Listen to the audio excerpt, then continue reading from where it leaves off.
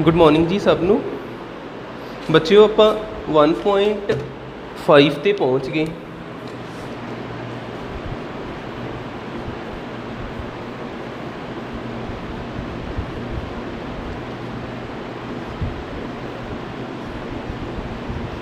One point five तो अज अपना question हैगा वा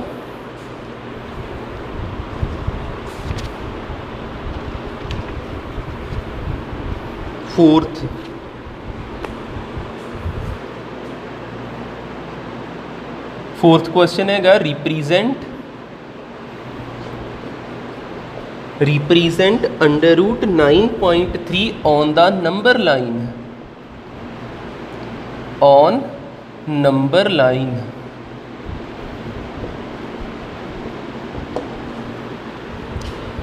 ते अगली क्वेश्चन है जब मैं पहलों अटैम्प्ट देखो किमें करना।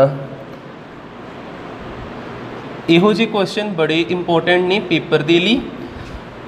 रूट 9.3 नूं नंबर लाइन ते किमें रिप्रजेंट करना। तुसीं सब तो पहलों काम करना 9.3 वा ना तुसीं एक लाइन ड्रा करनी जिहड़ी होगी 10.3 दी।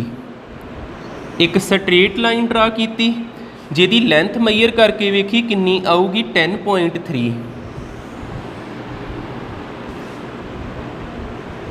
ए वा बी वा इन्हां दी लेंथ हैगी टोटल 10.3। गल याद रखियो जिथे 6 लिखिया 7 दी लाइन ड्रा करनी, 8 लिखिया एक वध ड्रा करना 9 दी लाइन ड्रा करनी, 9.3 लिखिया तो 10.3 दी लाइन ड्रा करनी। इन्ना क्लीयर हो गया। फिर आपां की करना हुंदा जिथे 9.3 वा उत्थे भी पॉइंट लाउणा। जिदा स्केल दे नाल चैक कर लेना 9.3 कित्थे आउंदा। मान लो इस जगह ते आउण दिया, इस जगह ते भी पॉइंट लाया। आ लेंथ होगी किन्ने दी 9.3 दी। 9.3 सेंटीमीटर जी 10.3 सेंटीमीटर। फिर की करना आपां इस लाइन का हाफ लभना, मिड पॉइंट लभना। किवें लभांगे जिन्हों परपेंडिकुलर बाईसैक्टर कहीदा वा। ए ते प्रकार रखनी, प्रकार खोल लो जिदा 5 सेंटीमीटर 6 दी खोल लियो, 6 सेंटीमीटर की खोलियो वधिया आर्क लग जूगी। ए ते प्रकार रख के उपर भी आर्क लाई तो हेठां भी आर्क ला देनी इस तरह। फिर आप बी ते प्रकार रखनी, इनू सी लिख लियो। बी ते प्रकार रख के मैं इन्हों सॉलिड डॉट ला देना जिथे प्रकार रखनी। इनू कट करना, प्रकार जिन्नी खुली उन्नी रहन देनी तो हेठां भी कट कर देना। फिर स्केल दे नाल इन्हां दे जिहड़े सेंटर या आर्क्स से उन्होंने जोड़ देना। ठीक है, तो आ लाइन का पूरा सानू हाफ लभ जाना। इस जगह पर आप ओ लिख देंगे, ओ नू सेंटर मान के इत्थे प्रकार रखनी। बी ते पेंसिल रख के एक सैमी सर्कल ड्रा कर देना। ठीक है, इस तरह सैमी सर्कल ड्रा हो जाना। पहला काम आपां की कीता, स्टैप नंबर 1। स्टैप नंबर 1 आपां एक लाइन सैगमेंट ड्रा की। Line segment of length 10.3 centimetre drawn. दूसरा step, step number 2। Second step दे विच आपां की कीता, mark point C at 9.3 centimetre.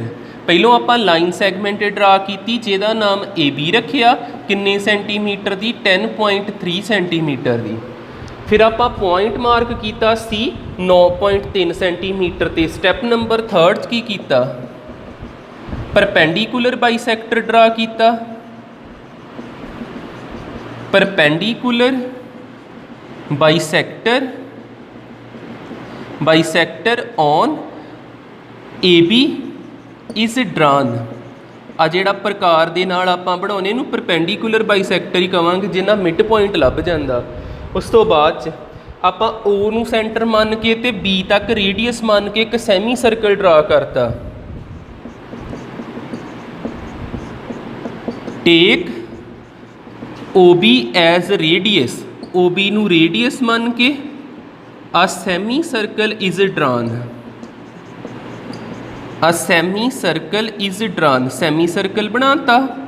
उस तो बाद अगला काम की करना, सी ते रखो डी कंपस रखनी ते एक आपां 90 डिग्री का एंगल बना देना। ठीक है, एट सी डी नूं रख के ना at C a right angle marked, a right angle marked 90 degree का एंगल बनाता। अगे की करांगे, इत्थे लिखिया कुछ भी लिख दो, पी लिख दो, सी पी जिहड़ा वा इहदी लेंथ 9.3 ही होनी जिहड़ा क्वेश्चन च होऊगा।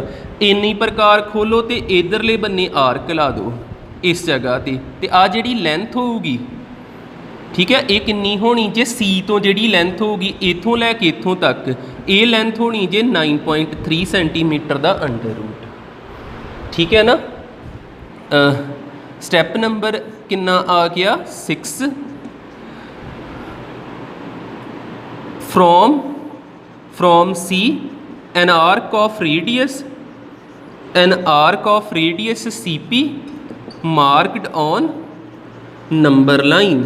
एन एल लिख देना, एन एल का मतलब नंबर लाइन। ठीक है, आ इस तरह का क्वेश्चन है, ये इंपॉर्टेंट ने इस तरह के क्वेश्चन। एक होर इदां दी टाइप का हैगा सेम। ठीक है, कर लो कंप्लीट।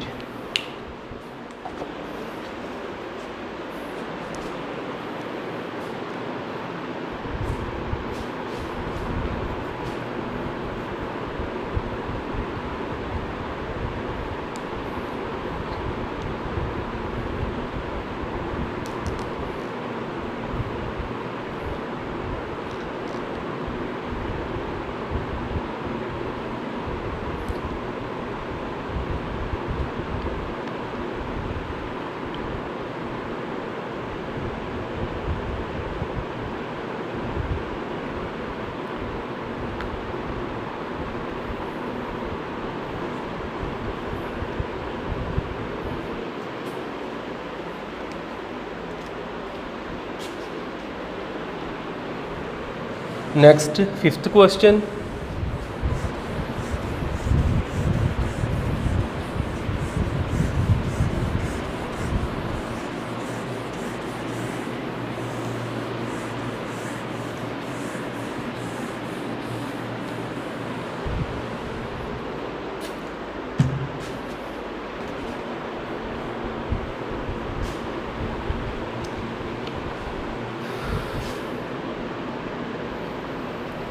फिफ्थ क्वेश्चन है rationalise the denominator of the following.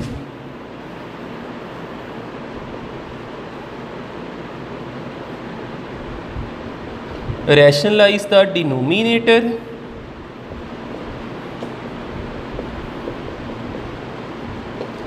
Of the following.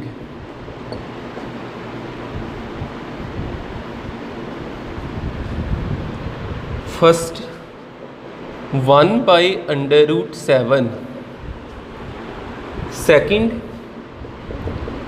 1 upon under root 7 minus under root 6, third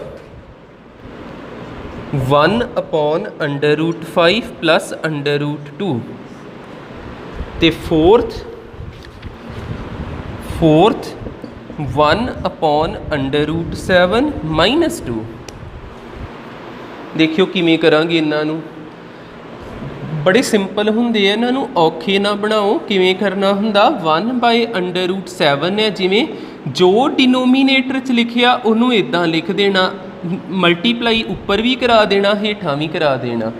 1 root 7 ही हुंदा, रूट 7 ते रूट 7 7 हो जाता। ये पहले का आंसर आ गया।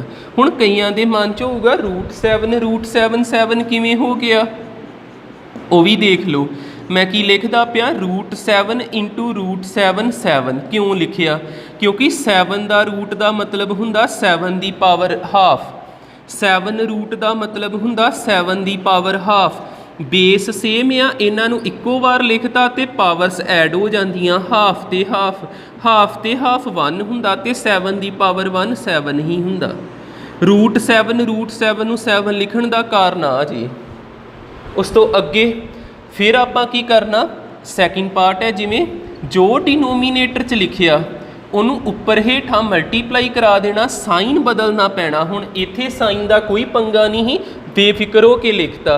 ਪਰ ਇੱਥੇ ਆਪਾਂ ਕੀ ਕਰਨਾ, 1/√7 ਮਾਈਨਸ 1√6 ਆ, ਮਲਟੀਪਲਾਈ ਪਾ ਕੇ ਉੱਪਰ ਵੀ ਪਲੱਸ ਵਿੱਚ ਲਿਖਣਾ ਤੇ ਹੇਠਾਂ ਵੀ ਪਲੱਸ ਵਿੱਚ ਲਿਖਣਾ।